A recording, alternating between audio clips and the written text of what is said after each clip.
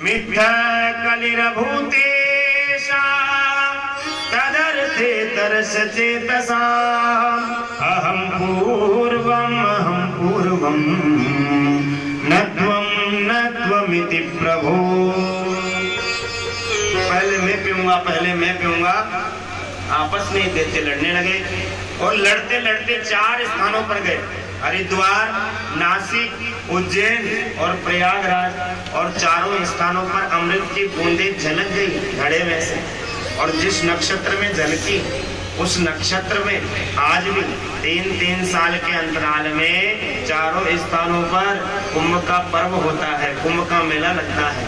और जिस नक्षत्र में अमृत की बूंद गिरी उस नक्षत्र में शंकराचार्य, महामंडलेश्वर, बड़े बड़े सिद्ध संत शाही स्नान करने के लिए तीर्थों में जाते हैं, कुंभ स्नान करते हैं, क्योंकि उस समय तीर्थ का जल अमृत के समान हो जाता है जिस समय शाही स्नान होता है। इसलिए शाही स्नान की बड़ी महिमा है। इसमें महाराज पूरा प्रोटोकॉल रहता है संतों का। बड़ी भीड़ रहती है, बढ़िया सब अपने अपने सिंहासनों में बैठ के number by number, step by step, एक एक करके महाराज सारे दिव्य दिव्य विभूतियां कुंभ में स्नान करती है। और उसके बाद फिर भक्तों के लिए द्वार खोले जाते हैं जब सारे सिद्ध संत स्नान कर रहे। अब महाराज देवते जब भाग गए अमृत का कलश लेकर, सभी देवता भागे भागे भगवान के पास गए। भगवान से कहा, प्रभु यदि आज देवताओं ने अमृत पी लिया तो अनर्थ हो जाएगा, इसलिए आप लीला कीजिए कोई। तो भगवान ने मोहिनी अवतार धारण किया। बोलो मोहिनी भगवान की। और भगवान नारायण ही बढ़िया लहंगा चुन्नी पहन करके, बढ़िया बिंदी लगाकर, लाल लिपस्टिक लगाकर, काजल वाजल डाल करके, पायल पहन करके और छम करते हुए देवतियों की तरफ जा रहे हैं। और महाराज देवतियों पर ऐसी मोहिनी फैलाई, भगवान ने ऐसी मोहिनी फैलाई कि देवते भगवान मोहिनी को देख करके मोहित हो गए और महाराज अमृत को तो भूल गए और सब मोहिनी जी को निहारने लगे। अच्छा, मोहिनी भगवान की उस मोहिनी पर सारे देवताओं भी महाराज पागल हो गए। और यहाँ तक लिखा है कि स्वयं महादेव भी भगवान मोहिनी के पीछे पीछे भागने लगे, महादेव भी। और महाराज मोहिनी भगवान को पता लगा कि स्वयं भोले बाबा आ रहे हैं, तो पीछे मुड़ करके भगवान ने कहा, प्रभु आप क्यों ऐसा कर रहे हैं, हम तो नारायण हैं, आप क्यों इस चक्कर में पड़ रहे हैं, प्रभु आप तो कम से कम ऐसा मत करो। सारे देवते यही चाहते हैं कि ये हमारे पास आ जाए, इससे हमारा विवाह हो जाए, इससे हमारा विवाह हो जाए, इससे हमारा विवाह हो जाए। सभी देवता महाराज इस प्रकार कर रहे थे।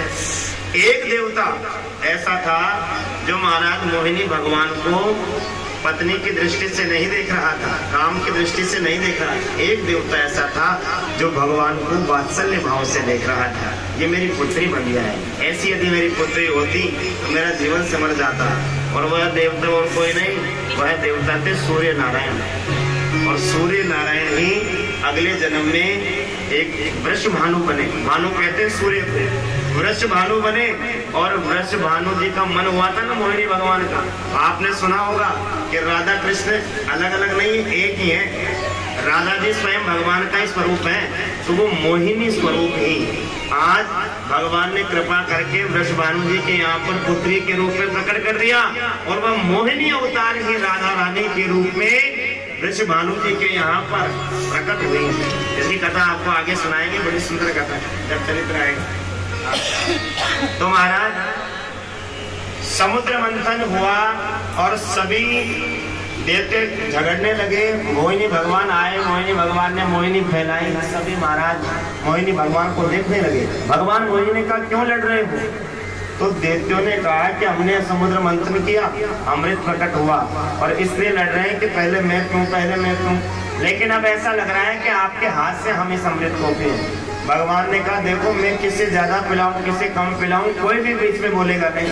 और देवताओं ने भी तुम्हारी सहायता की है, इसलिए एक काम करती हूँ, ऊपर का पतला पतला अमृत तो देवताओं को, और नीचे जब गाढ़ा अमृत आएगा तो तुम। छाछ का उदाहरण दे दिया भगवान ने कि जैसे छाछ में ऊपर पानी आ जाता है और नीचे गाढ़ी रहती है, तो गाढ़ा गाढ़ा आप पी लेना, पतला पतला देवताओं को पी लेना।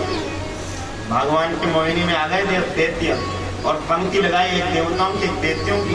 सूर्य चंद्रमा को अमृत पिलाया। स्वर भानु नाम का दैत्य देवताओं का रूप बनाकर के आकर बैठ गया। भगवान ने स्वर भानु को भी अमृत पिला दिया। और जैसे अमृत पिलाया सूर्य चंद्रमा को पता लगा, भगवान को इशारा किया प्रभु दैत्य है। भगवान ने सुदर्शन चक्र प्रकट किया और स्वर भानु का सर धड़ से, लेकिन अमृत की बूंदे प्रवेश कर चुकी थी, वो मरा नहीं। तो ब्रह्मा जी ने 2 ग्रह बना दिए, ऊपर वाले को राहु और नीचे वाले को केतु बना दिया। तो राहु केतु सबकी कुंडलियों में बैठ करके हमारा तेल का मचा रखे। हाँ, सब राहु केतु से पीड़ित है। कहीं भी कुंडली दिखाओ महाराज, आपके राहु की दशा चल रही है, आपके केतु की दशा, हाँ वही राहु केतु है।